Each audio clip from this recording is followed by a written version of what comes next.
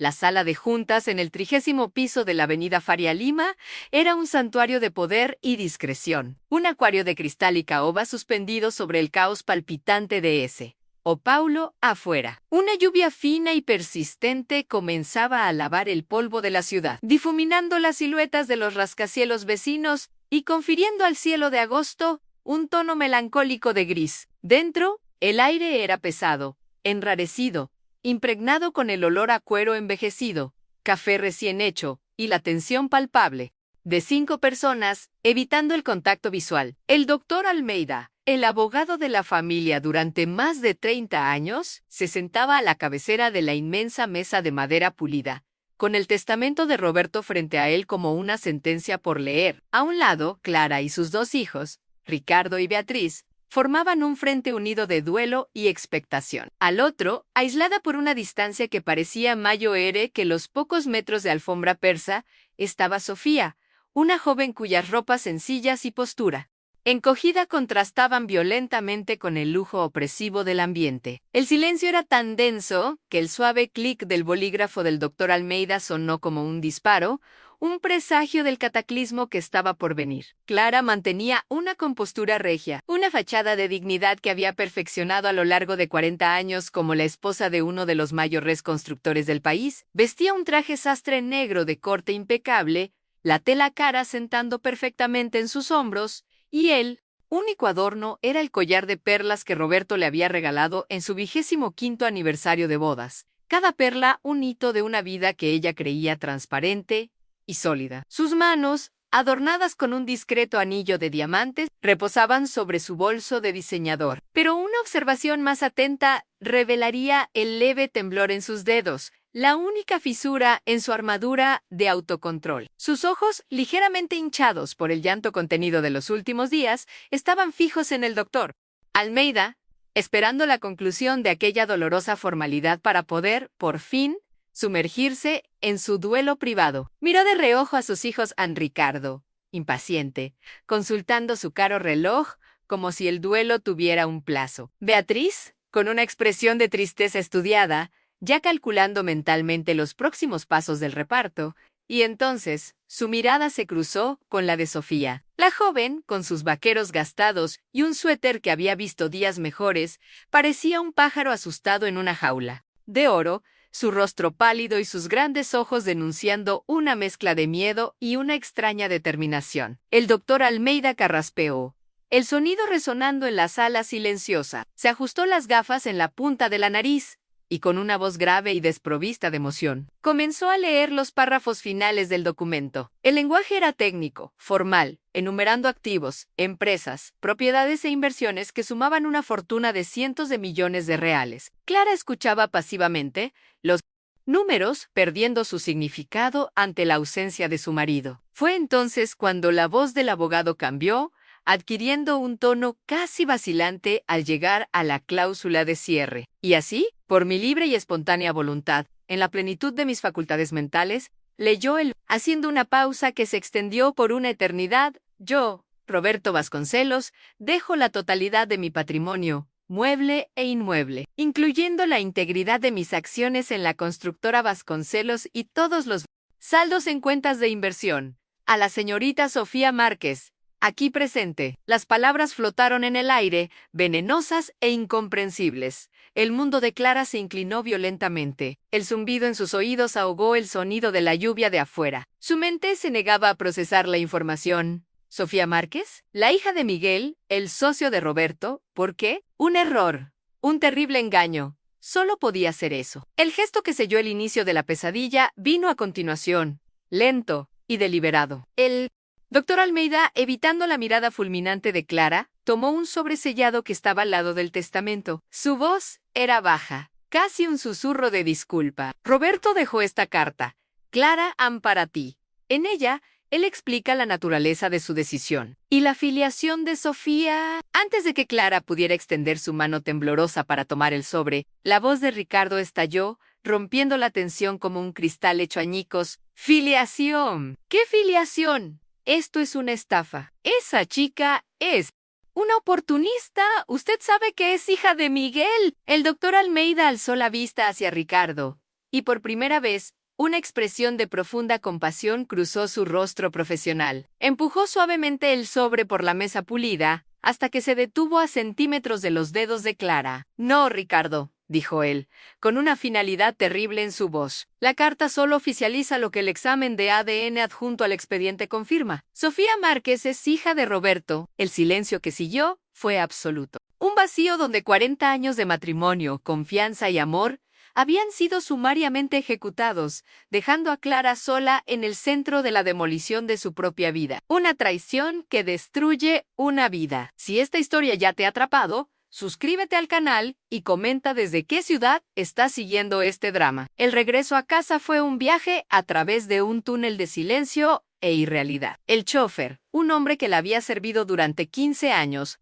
no se atrevió a romper el silencio sepulcral que emanaba del asiento trasero, donde Clara estaba sentada, erguida e inmóvil como una estatua de mármol. La carta de Roberto, contenida en el sobre de papel berjurado, descansaba en su regazo, pesando más que cualquier objeto físico que hubiera sostenido jamás. Parecía quemar a través de la tela de su traje, una brasa de traición y humillación. Sus hijos, en sus propios coches de lujo, se habían marchado en direcciones opuestas a Ricardo, probablemente de camino al despacho de un abogado más agresivo, vociferando por teléfono sobre anular el testamento. Beatriz, seguramente yendo al refugio de su apartamento en los Gardens, para lamentar no la pérdida de su padre, sino la mancha en la reputación de la familia. Clara estaba completamente sola, una reina depuesta en su propia carroza, atravesando una ciudad que ahora parecía hostil y extraña. Las luces de los edificios convirtiéndose en borrones acusadores a través de sus ojos llorosos. La mansión en Yardem, Europa, la recibió con su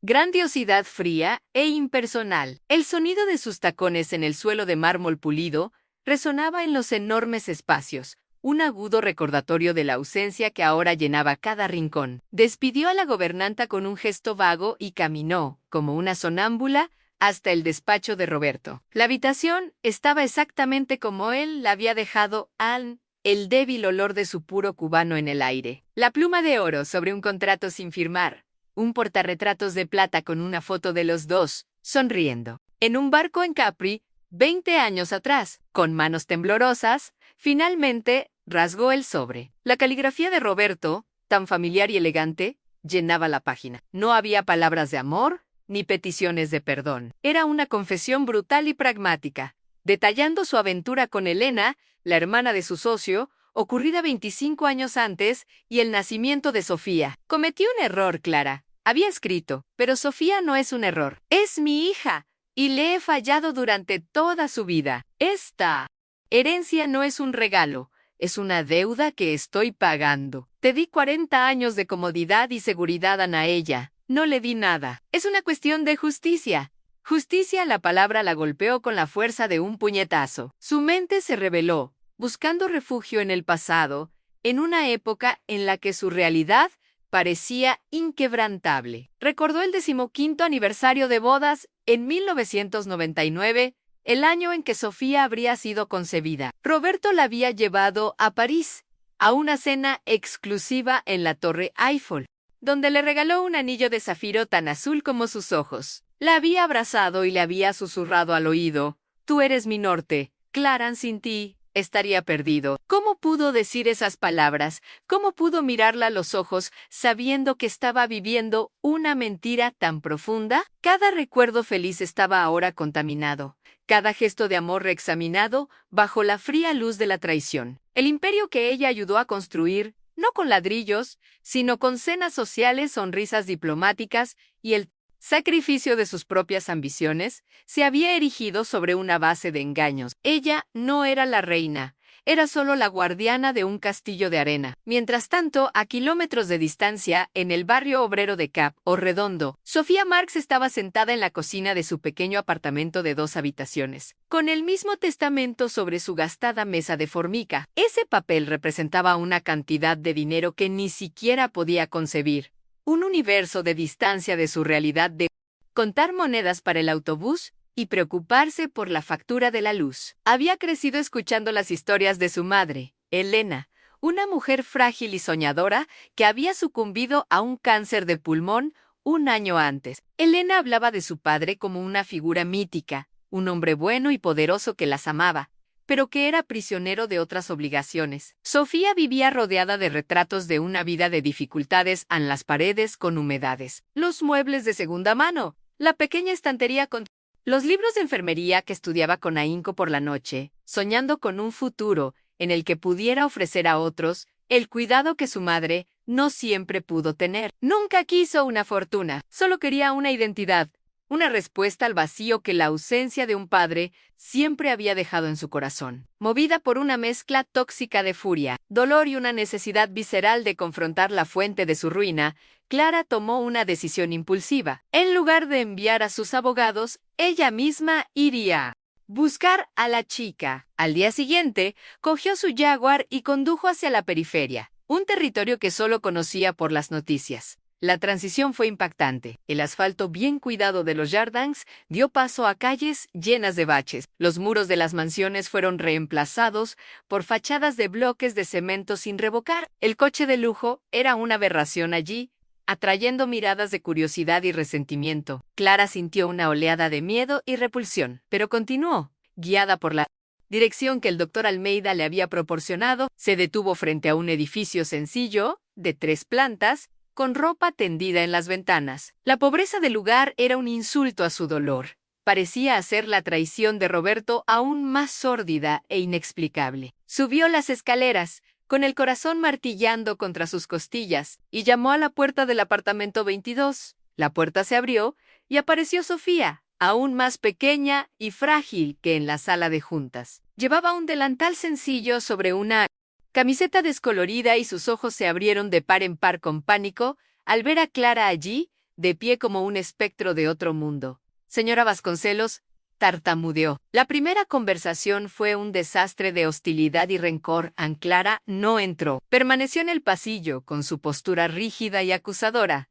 ¿Qué quieres?, preguntó, con voz gélida. ¿Tú y tu madre planearon esto durante años? Sofía se encogió bajo el peso de la acusación, pero una chispa de dignidad brilló en sus ojos. No, señora. Lo juro, solo supe que era mi padre hace 6 meses. Me buscó cuando mi madre empeoró mucho. Pagó por un tratamiento en Estados Unidos, costó más de $500.0, pero no sirvió de nada. La revelación golpeó a Clara. Roberto había estado en contacto con ellas, pagando tratamientos carísimos, mientras que a ella solo le decía que estaba en viajes de negocios. Clara regresó a su mansión con la cabeza dando vueltas. La imagen de Sofía, asustada pero no servil, no encajaba en el papel de la estafadora que sus hijos pintaban. Ricardo llamó, furioso. «Mamá, nuestro abogado está listo. Podemos acusarla de fraude, decir que lo coaccionó. Tenemos que proteger el legado de papá». «¿Legado? ¿Qué legado? ¿El del empresario impecable o el del hombre que vivió una doble vida?» Por primera vez, la lealtad de Clara se dividió. Por un lado, sus hijos, defendiendo un hombre, una fortuna, una fachada. Por el otro, una chica pobre que también era hija de Roberto, una chica a la que él había intentado, al final, compensar. El conflicto interno la desgarraba, enfrentando 40 años de identidad como la señora Vasconcelos contra la cruda verdad de una mujer traicionada que, paradójicamente, era la única que parecía interesada en la verdad detrás del hombre, no de su dinero. Una semana después, regresó al apartamento de Sofía. Esta vez, aceptó el vaso de agua que la joven le ofreció. Se sentó en el sofá hundido y con la voz entrecortada, hizo la única pregunta que realmente importaba, ¿cómo era él? «Con ustedes». Sofía dudó.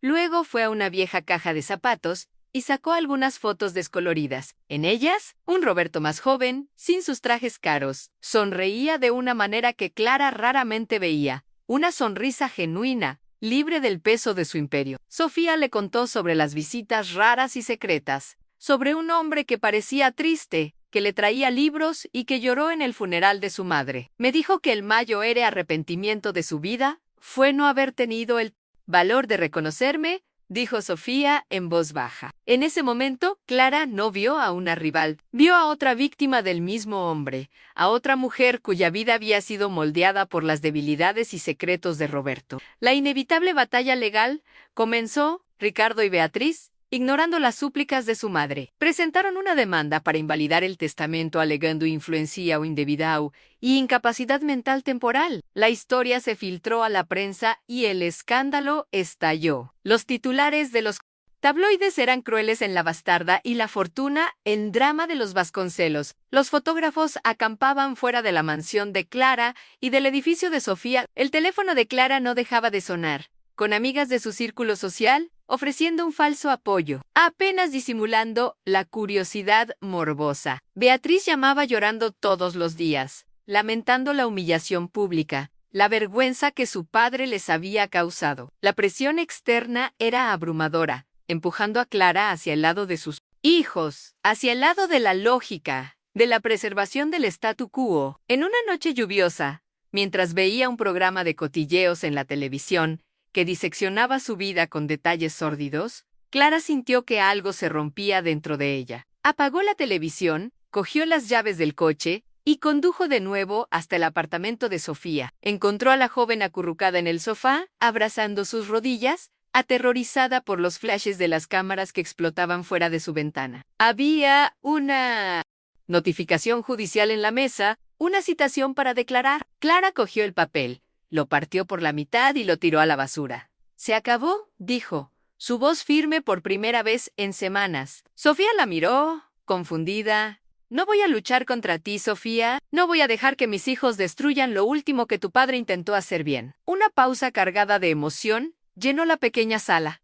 «Ellos defienden el dinero en yo. Yo necesito defender la memoria del hombre completo, con sus aciertos y sus terribles errores». A partir de ese día, una alianza improbable comenzó a formarse. Clara, usando su conocimiento y contactos, se convirtió en la protectora de Sofía contra el ataque legal de sus propios hijos. Empezaron a reunirse regularmente, ya no como enemigas, sino como dos historiadoras tratando de armar el rompecabezas de un hombre complejo. Clara hablaba del Roberto empresario, del marido ambicioso y a veces distante. Sofía hablaba del Roberto padre, un fantasma arrepentido que intentó materializarse demasiado tarde. En medio de documentos legales y balances de empresas, Clara descubrió que Sofía no tenía interés en el poder o el lujo. El mayor deseo de la joven era usar parte del dinero para crear una fundación de apoyo a pacientes con cáncer en honor a su madre. Elena la tensión, sin embargo, alcanzó su punto máximo. La decisión de Clara de apoyar a Sofía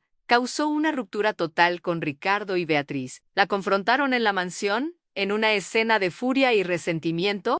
«Has elegido al amante de papá en lugar de a tus propios hijos», gritó Beatriz, con el rostro manchado de lágrimas. «Si continúas con esto, considérate sin familia, mamá. Es ella o nosotros», decretó Ricardo, su voz fría como el acero. Clara miró los rostros de sus hijos, distorsionados por la codicia y el orgullo herido, y vio en ellos lo peor de Roberto. La elección era devastadora en el futuro que siempre había conocido, junto a sus hijos en un mundo de apariencias vacías o un futuro incierto, junto a la prueba viviente de la traición de su marido, pero un futuro que por primera vez parecía anclado en alguna forma de verdad y redención. El dolor en su pecho era casi insoportable, el presagio del clímax que definiría el resto de su vida. El día de la audiencia final llegó con un cielo plomizo que amenazaba con otra tormenta. El tribunal era una sala imponente y fría, con paneles de madera oscura que parecían absorber la luz y el sonido. Clara se sentó junto a Sofía y su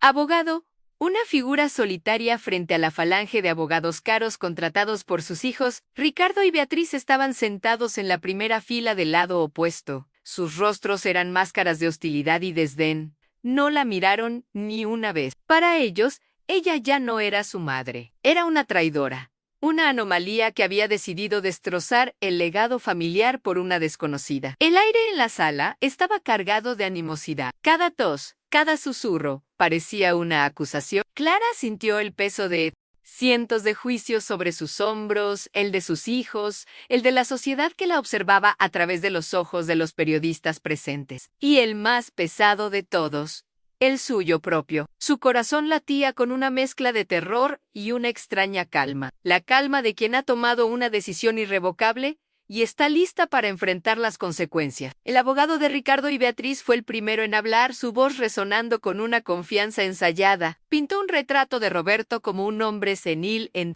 sus últimos meses, fácilmente manipulable por una joven astuta y su madre moribunda. Usó palabras como fraude, coerción emocional y explotación de un enfermo. Presentó testigos, antiguos empleados y amigos de la familia, que testificaron sobre el comportamiento errático de Roberto. Mientras escuchaba la sarta de mentiras y medias verdades diseñadas para deshumanizar a Sofía y proteger una fortuna, Clara sintió cómo la tristeza se transformaba en una ira fría y lúcida. Estaban profanando la memoria de Roberto, reduciendo sus complejos arrepentimientos y su último acto de conciencia a una simple historia de engaño. Estaban borrando no solo a Sofía, sino también la verdad de quién era su padre, con todas sus fallas. Entonces, llegó el momento de su testimonio. Cuando su nombre fue llamado, un silencio tenso cayó sobre la sala. Mientras caminaba hacia el estrado, cada paso resonaba en el suelo de mármol. Evitó mirar a sus hijos. En su lugar, sus ojos se encontraron con los de Sofía, que la miraba con una mezcla de miedo y gratitud infinita. Esa mirada le dio la fuerza que necesitaba. Se sentó, ajustó el micrófono y por primera vez se dirigió directamente al juez, su voz clara y sin temblar. Su señoría, durante 40 años fui la esposa de Roberto Vasconcelos. Construí mi vida entera sobre la imagen de un hombre que yo creía conocer. Un hombre exitoso, un buen proveedor, un padre en presente. El día que leyeron su testamento, esa vida se hizo añicos. Descubrí que el hombre que amaba tenía secretos que me partieron el alma. Hizo una pausa, sintiendo las lágrimas picar en sus ojos, pero las contuvo. Mis hijos quieren que ustedes crean que su padre fue engañado aunque era débil. Pero la verdad es que, en sus últimos meses, Roberto fue más valiente de lo que había sido en toda su vida. Él no fue víctima de una estafa. Fue un hombre enfrentando su propia mortalidad y tratando de corregir el mayor error de su vida.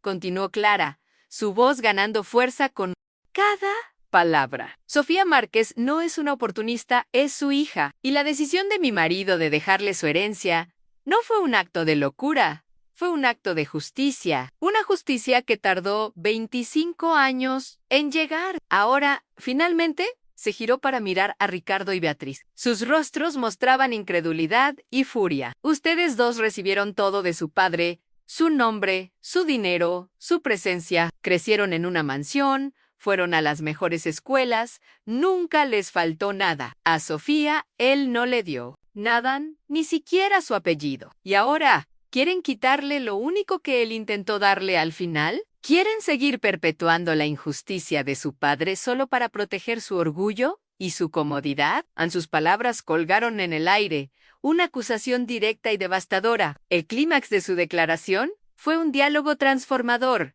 dirigido no solo al juez, sino a sí misma. Se me pidió que eligiera entre el legado de mi familia y la verdad, entre la fortuna y la conciencia. Mis hijos me dieron un ultimátum a ellos o ella. Y yo, aquí, bajo juramento, elijo la verdad, elijo la justicia. Si proteger el legado de Roberto Vasconcelos significa vivir en una mentira, pisotear a su propia hija y enseñar a mis nietos que el dinero es más importante que la decencia humana, entonces renuncio a ese legado. Miró directamente al juez, sus ojos brillando con una convicción inquebrantable. El testamento refleja la última voluntad de mi marido, una voluntad de reparar, no de destruir. Y yo, como su viuda, estoy aquí para honrar esa última voluntad, aunque me cueste todo lo demás, incluida mi propia familia. Un silencio absoluto inundó la sala. Clara había demolido públicamente el castillo de mentiras que había protegido durante toda su vida, y en sus ruinas había encontrado su propia libertad.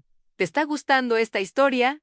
Deja un like y suscríbete al canal. Ahora continuamos con el vídeo. La sentencia del juez, dictada una semana después, fue un eco de las palabras de Clara Nell. Testamento fue declarado válido. En su razonamiento, el magistrado destacó el testimonio conmovedor y de una integridad incuestionable de la viuda, afirmando que no había pruebas de coerción, sino más bien la evidencia de un hombre intentando enmendar una profunda deuda moral. La victoria legal fue total. Pero para Clara, el sonido del martillo del juez no trajo júbilo, sino una profunda y melancólica sensación de finalidad. Al salir del tribunal, se encontró con Ricardo y Beatriz. Sus miradas eran gélidas, cargadas de un resentimiento que parecía haber petrificado sus corazones. «Espero que estés feliz, mamá», dijo Beatriz, su voz temblando de rabia contenida. «Has destruido a esta familia. Para nosotros, has muerto junto con papá». Ricardo ni siquiera dijo una palabra, simplemente la miró con desprecio y se marchó. La ruptura fue completa, la herida demasiado profunda para sanar. Clara observó cómo sus hijos se alejaban, una parte de su corazón rompiéndose para siempre, pero otra parte, una que había estado dormida durante mucho tiempo, sintiéndose finalmente en paz. La resolución de la historia no fue una vuelta a la normalidad, sino la creación de una nueva. Clara vendió la gigantesca y vacía mansión del Jardem Europa y se mudó a un apartamento elegante, pero más pequeño en Higienópolis. Un espacio que se sentía suyo, no un museo de una vida pasada. Sofía, fiel a su palabra, rechazó la mayor parte de la fortuna personal. Con la ayuda de Clara, que aportó su experiencia en gestión y su red de contactos, destinaron el 80% del patrimonio de Roberto, una suma que superaba los 300 millones de reales, a la creación de la Fundación Elena Marx. El objetivo era audaz en construir y mantener un hospital de última generación, especializado en oncología para atender a pacientes del sistema público de salud, el tipo de lugar que podría haber salvado a la madre de Sofía. El antiguo edificio principal de la constructora Vasconcelos, un símbolo del poder de Roberto, fue donado para ser la sede del nuevo hospital. La transformación en la vida de los personajes fue profunda y visible. Clara, que una vez presidió cenas benéficas por estatus, ahora se sumergía en planos de construcción, presupuestos y reuniones con médicos. Su energía y agudeza mental, antes dedicadas a la gestión de una vida social, ahora canalizadas hacia un propósito tangible, encontró una nueva identidad. No como la señora Vasconcelos, sino simplemente como Clara, la presidenta del consejo de una fundación que salvaba vidas. Sofía, por su parte, se graduó como enfermera con honores y se convirtió en la directora de cuidados paliativos del hospital, trabajando directamente con los pacientes, ofreciéndoles la compasión y la dignidad que su madre le había enseñado a valorar por encima de todo. Juntas formaron un equipo formidable, una familia improbable unida no por la sangre, sino por el dolor compartido, la redención y un propósito común. La última escena del desfecho muestra a Clara y Sofía de pie en la terraza del recién inaugurado Hospital Elena Márquez, observando la puesta de sol sobre ese o Paulo Amabajo. El movimiento de ambulancias y familias era constante. Han pasado 2 años desde la batalla en el tribunal. No han vuelto a hablar con Ricardo o Beatriz. La herida sigue ahí, pero ya no sangra. Sofía se apoya ligeramente en Clara. Él estaría orgulloso, dice Sofía en voz baja. Clara la mira, una sonrisa genuina, la primera en mucho tiempo, iluminando su rostro. No. Él estaría asombrado, responde. Asombrado de la mujer en la que te has convertido, y asombrado de que su mayor error pudiera, al final, convertirse en su único y verdadero legado. Su visión del futuro ya no era una continuación del pasado, sino un horizonte lleno de esperanza, construido sobre las ruinas de una mentira, demostrando que la verdadera riqueza no reside en lo que se acumula, sino en lo que se repara. 5 años después, la Fundación Elena Márquez es una referencia nacional. Clara, ahora con el pelo completamente blanco, presenta el informe anual en un auditorio lleno. Habla con la pasión de una mujer que ha encontrado su verdadera vocación. En la primera fila, Sofía la observa, sosteniendo la mano de su marido, un joven médico que conoció en el hospital. A su lado, una niña de 4 años con los ojos grandes de su madre, aplaude con entusiasmo. Se llama Elena. Después del evento, en el jardín del hospital, la pequeña Elena corre hacia Clara. «Abuela, ¡Clara! ¡Mira la flor que encontré!». Clara la toma en brazos, su corazón inundado de un amor que nunca pensó que volvería a sentir. Mira a Sofía por encima del hombro de la niña y comparten una mirada de profundo entendimiento. El ciclo de dolor, iniciado por el secreto de un hombre, se había cerrado, y en su lugar, un nuevo ciclo de amor, cuidado y esperanza había comenzado, transmitido a una nueva generación que crecería en un mundo donde la bondad era el legado más valioso. ¿Han hecho algún gesto de bondad que cambió una vida? Dejen un corazoncito si creen que el amor es más poderoso que cualquier riqueza. Suscríbanse para más historias de segundas oportunidades. Comenten: el amor no tiene precio si ustedes también creen en la bondad humana.